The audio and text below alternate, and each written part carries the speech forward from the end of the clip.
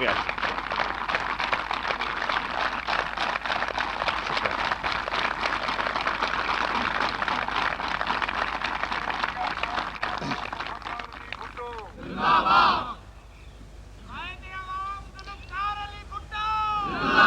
معزز خواتین و حضرات، اگر میں اپنے بائیں بازو اور دائیں بازو میری اگر نظر گزرتی ہے تو میں انگریزی میں تقریر کر سکتا ہوں، لیکن جب میں سامنے دیکھتا ہوں کہ میں کہتا ہوں صرف اردو میں ہی آج تقریر.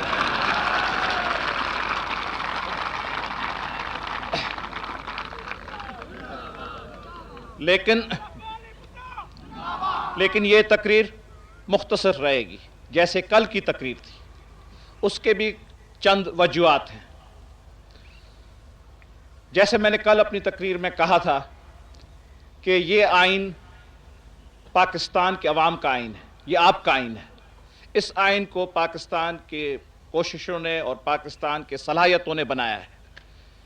یہ آئین بڑی مدت کے بعد بنا ہے، بڑے طویل تلاش کے بعد بنا ہے، اور اس لیے اگر اس کی تعریف ہونی ہے اور خواہ اس کی گلہ بھی ہونی ہے تو وہ تعریف صرف آپ ہی کر سکتے ہیں، اور اگر اس آئین میں کوئی کمی پیشی ہے اس کی نکتہ چینی بھی صرف پاکستان کے عوام ہی کر سکیں گے.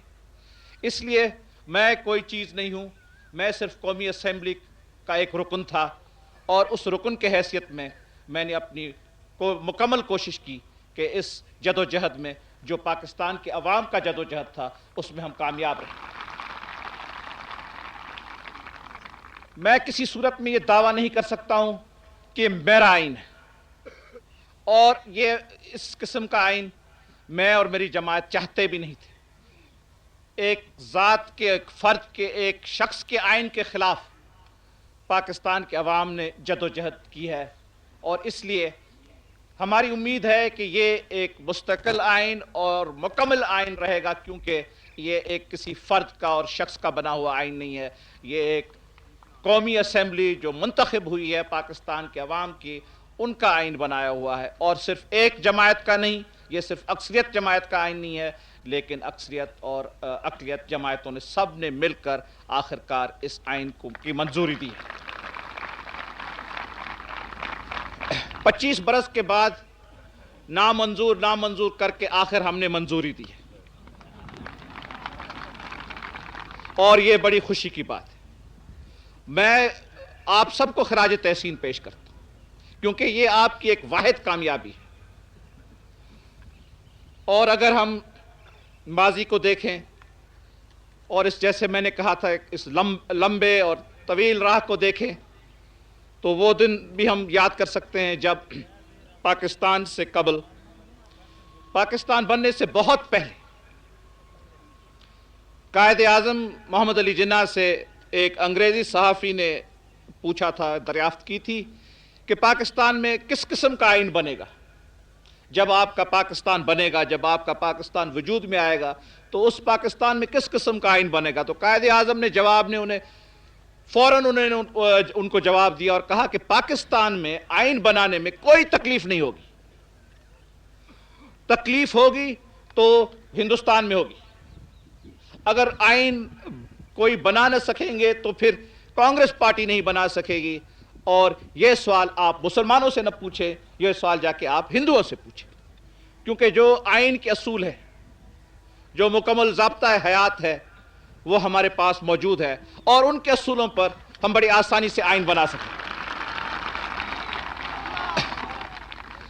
لیکن تجربے نے اور وقت نے ہمیں کیا بتایا؟ وقت نے ہمیں یہ بتایا کہ وہاں ہندوستان میں 2-3 سال کے اندر ہندوستان کی عوام نے ایک آئین بنایا، ہندوستان کا آئین بن گیا. اور یہاں افسوس سے ہمیں وہ دن دیکھنے پڑے جب قائد اعظم ہمارے پاکستان میں، اس ملک میں، جس ملک کو انہوں نے بنایا تھا، 1 سال کے بعد ان کا انتقال ہوا، اور وہ یہ قیادت نہیں دے سکے آئین بنانے کی.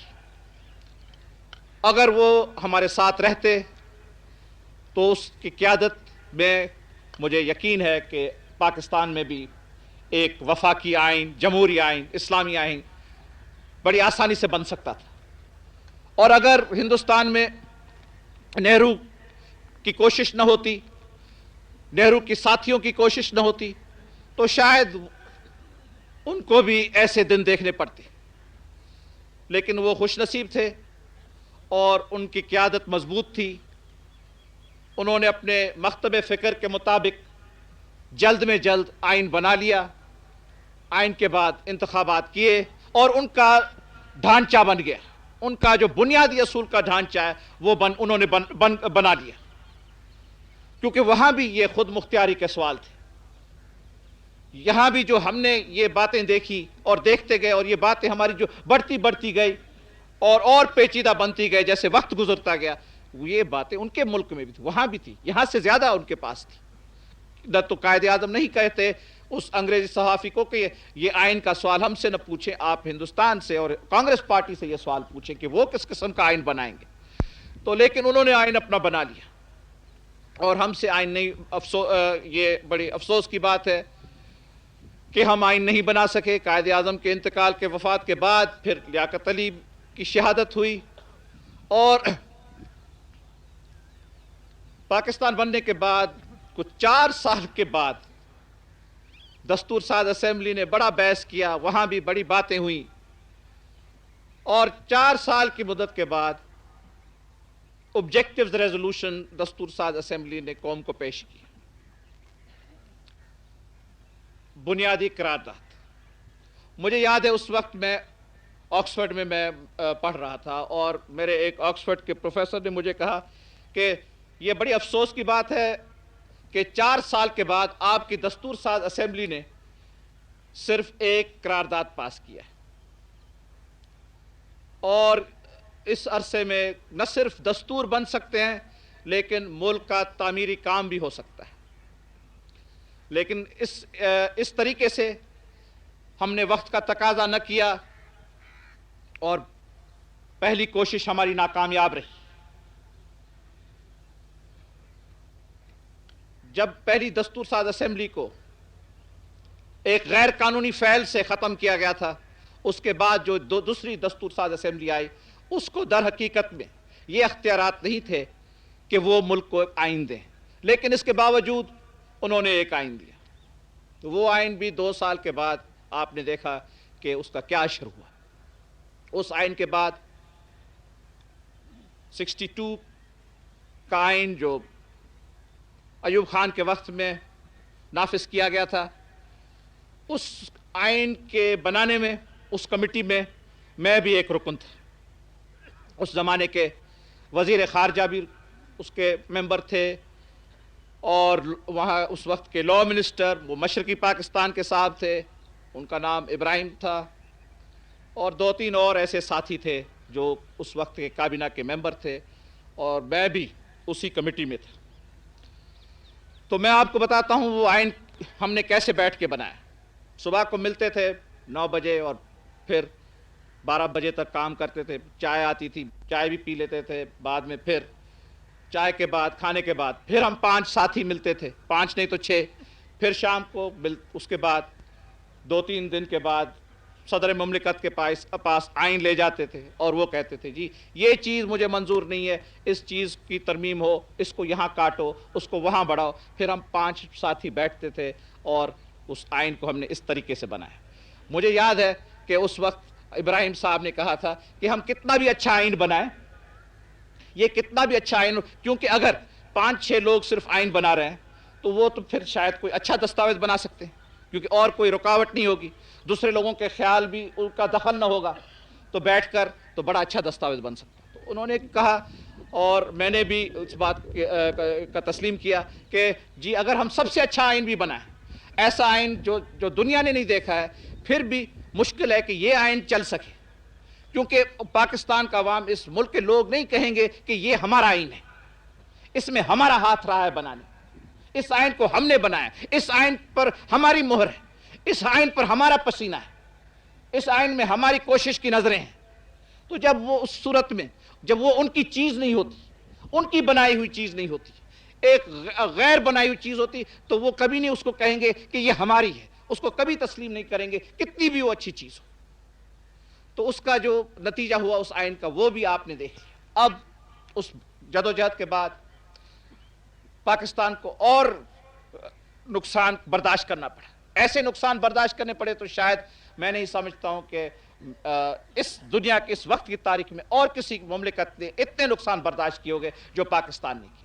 اور اس کے بعد پھر جو ملک کا حصہ رہ گیا تھا، جو خطہ رہ گیا تھا، وہاں ہم نے یہ کام شروع کیا تھا، آئین سازی کا کام شروع کیا۔ اور سپٹمبر کے ماہ میں آپ کو یاد دلانے چاہتا ہوں کہ سپٹمبر کے ماہ میں اسی عظیم شہر میں، اسی تاریخی شہر میں، اسی آپ کے اور میرے لاہور میں نے آپ کو کہا تھا کہ انشاءاللہ تعالی 23 مارچ کو ہم اس ملک کو آئین دیں گے۔ اس ملک کے تقدیر میں آئین ہے، ایک جمہوری اور ایک وفاقی آئین اس ملک کے تقدیر میں ہے، اور انشاءاللہ تعالی 23 مارچ کو نہیں تو 21 اپریل کو یہ قوم فخر سے کہہ سکے گی کہ 25 برس کی کوشش اور تلاش کے بعد، 25 برس کی قربانیوں کے بعد ہم نے آخر پاکستان کو آئین دیا ہے، ایک مکمل مستقل آئین ہم نے قوم کو دیا ہے جو پاکستان کے عوام کا آئین ہے۔ یہ میں نے آپ سے وعدہ سپٹمبر میں کیا تھا لاہور کے شہر میں۔ اس کے بعد جو کچھ ہوا، کشمکش جو بھی ہوئی قومی اسمبلی میں، اس پر میں اور کچھ زیادہ نہیں کہنے چاہتا ہوں۔ میں تقریریں کر سکتا ہوں، اور میں تقریریں اس وقت کر سکتا ہوں جب دو باتیں میرے سامنے گزرتی ہیں۔